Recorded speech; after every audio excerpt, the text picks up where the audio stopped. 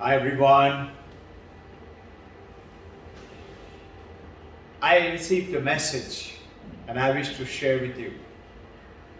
The message is every one of us are chasing to be happy, chasing for happiness, chasing for a perfect friend or a relationship of happiness. And this joy, this happiness in Sanskrit, Ananda, is actually within us. But you know what? We have forgotten about it. We are not aware. How can it be? Because we think that we are this body and this name and the form. This is who I am. And that infinite joy, the happiness which is within, has got blocked. How is that? What does it mean? See, you look at the ocean, but what do we look at? We look at the waves, the bubble, the froth, how it is slamming onto the shore, and we surf on it, play with it, chase it, have fun with it. But that's only superficial and the surface. Notice, which is bigger, the waves or the ocean? Of course, you will say the ocean. Notice, the waves do not have the depth of the ocean. Second, the ocean is so huge. Waves are limited and each waves are separate. Now look at it from another angle. Ocean is bigger than the waves. Now tell me, which is bigger, the ocean or the water? And now we get a flip and we realize it is the water, of course.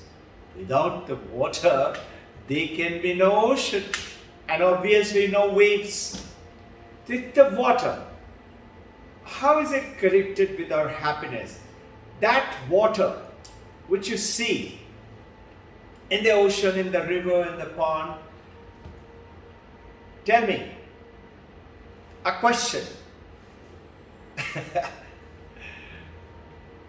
How much of water is there on earth today as compared to when the earth started? How much of water? Think, tell me, is it more? Is it less? Or is it the same? No question answer session, but easy to remember when I do this in this way. You know what? The water content, most people would say, has reduced. Some will say, I think it is the same. Nobody says it is increased, even after flood. By the way, if you read the W volume of World Book Encyclopedia, it goes ahead and gives a beautiful example. And you can never forget it when you read that part of the little story-like message. It goes on to say, the water that you have just now taken to drink may have been the water in which you took bath 30 days ago. May have been the water which Alexander the Great drank 2000 years ago. It's written in World Book Encyclopedia. In other words, because of the water cycle, evaporates, become clouds, rains again, fills up ocean and rivers and the glaciers, and becomes. It's circulating. The water is exactly the same to the last drop as it was when the earth was created. Now,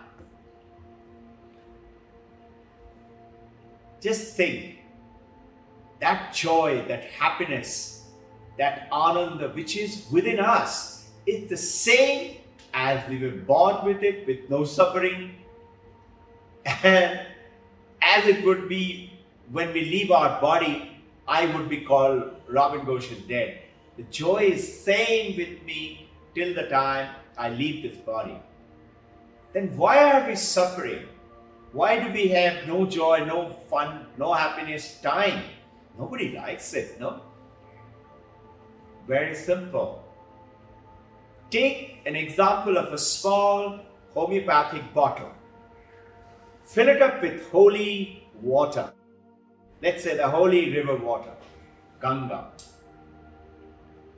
And now take that water, tighten the homeopathic bottle top cork, and put it in a jar of water. It is known that the holy water, if you put it, the whole water becomes holy. Will it happen if you put that homeopathic bottle? No. Why?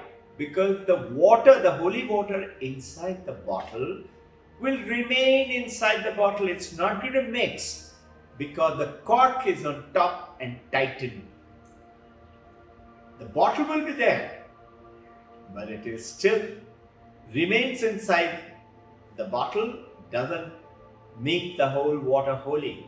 Same thing has happened to the content of happiness and joy which is within us, have got encased in this body, name and form, and I say this is me, but this is not who we are. We have to, yes, take care of this temple in every possible way, including diet and gluten-free food, and try to remain forever 21.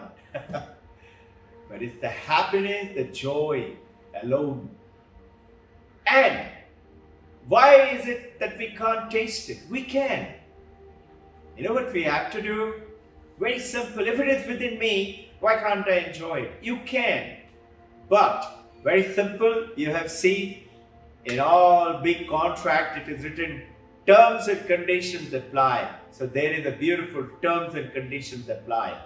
As per Vedanta, you can enjoy that and very comfortably, easily, but you have to live your life with three things. Number one is purity, truth alone. Number two is make your life for the welfare and happiness for others. Give joy and happiness to others. So what is the role? If I want joy and happiness, I have to give it to other people. So give it first. And third, know that happiness and joy is within me. It's not out there.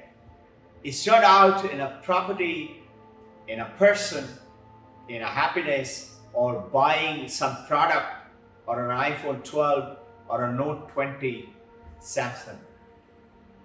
It is not in the bank, it is not in the money for which we are all racing. It is all within.